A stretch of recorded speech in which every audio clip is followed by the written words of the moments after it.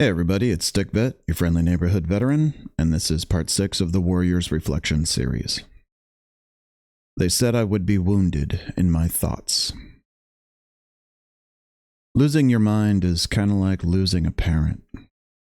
For so much of your life you've depended on your own mind to be there for you, then one day it breaks, and that dependable trust you've relied upon your whole life is gone. Trust. It's a big part of your relationship with yourself that the self-love hippy-dippy gurus often skip over. I used to trust my own mind, and now I recognize that I do not believe in all these things that I think. And I do not strictly think thoughts that I absolutely believe in. I have a brain. Sometimes I use it, sometimes I don't. And when I don't, it still keeps going on and comes up with its own automatic thought processes. Those automatic thoughts used to just be chaotic, from reasonable to ridiculous. But with the damage my mind has taken, those automatic thoughts turn foul. When I was deployed, one of my minor responsibilities I had was to handle all of the schizophrenic breaks that happened. My team covered a population of nearly 20,000 soldiers, and in that 15 months, there were 27 such breaks. There was either paranoia or egomaniacal behavior that went along with the hallucinations. Either an extreme fear, like hiding all of the weapons of their squad or platoon, or extreme ego. I am the devil, I am God, God is speaking to me. Of everything I did, it was the hardest challenge that I had. I had to convince the soldier to trust me more than their own mind. And they were terrified.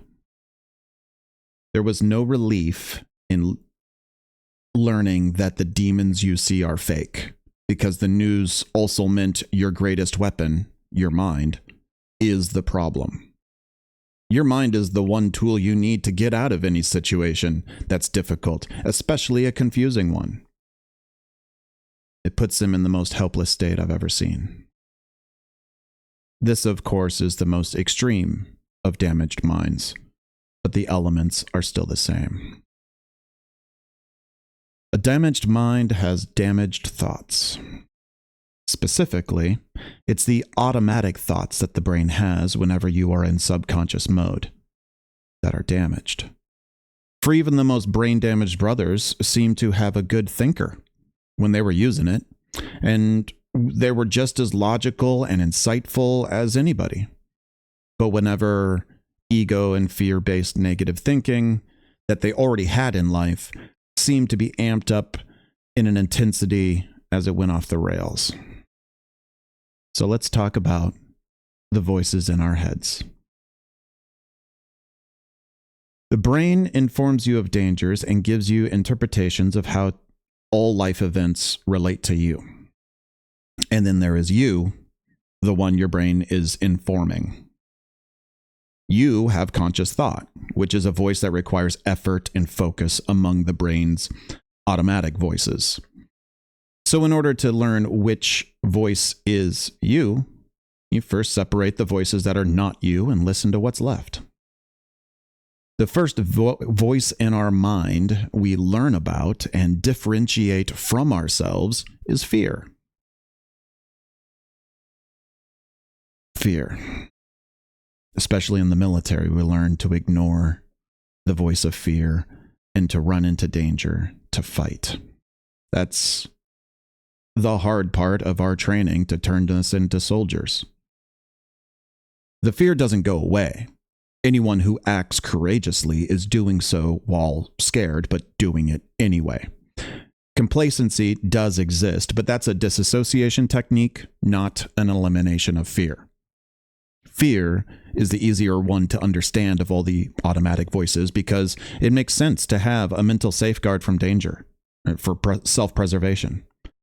In the military training, we learn that fear is essential to listen to, but then put it in its place and act obediently instead. Brené Brown said, "There is no courage without fear and vulnerability."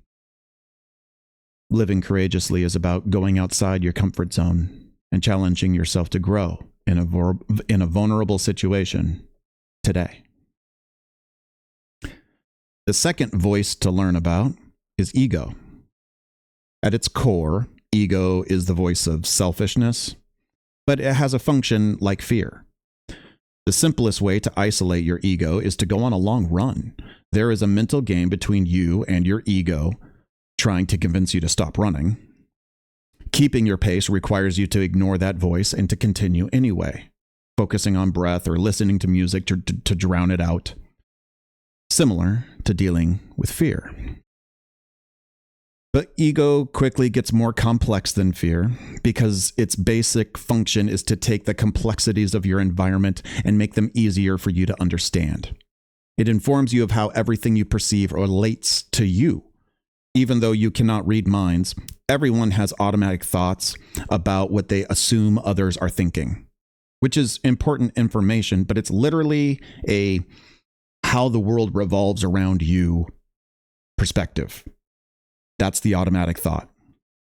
And this automatic engine informs you through creating stories and narratives, which is why a broken mind will create false narratives. Paranoia is that extreme version. Cleansing. I am not this mind that I live in, but I listen to my thoughts with a grain of salt. I do not believe in all these things that I think, and I do not strictly think thoughts that I believe in. I watch my thoughts float by like clouds, or fly by like planes. But I do not own them. I do not judge them. Kabir says, what you understand is who you are.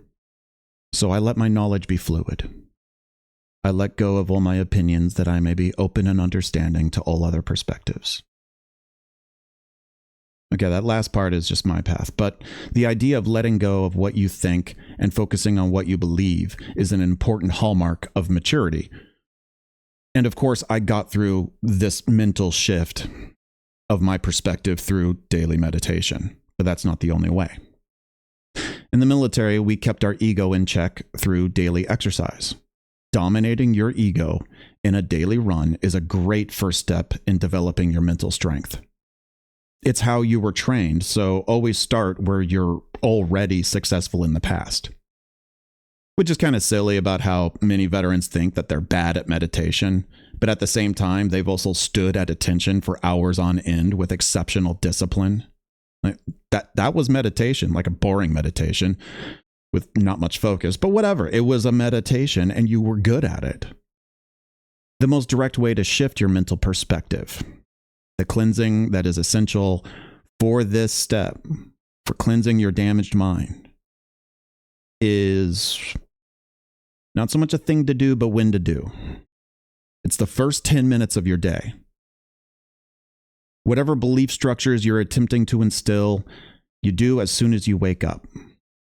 Whether you're reciting a mantra or attempting meditation or journaling or exercise or a gratitude list or music. You know, every morning, I've done this for years. Every morning I wake up and right now the first thing I play is Everything I Need by Trevor Hall. I've done this for a long time. The song changes, but it's not music for enjoyment. It's music to keep me on my path.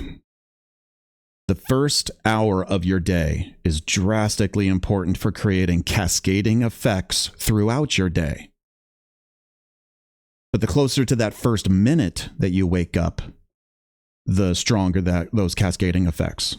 So this is a way to do 10 minutes of work that gives you hours of benefit if you attack it at the first part of the day, because a broken mind will start with its automatic negative thinking, worries, and false narratives as soon as you wake up. It gets to wake up at the same time you do. So you got to get ahead of it and remind yourself of your beliefs your path, and your plan to live your healthiest self. This is Stick Vet signing off.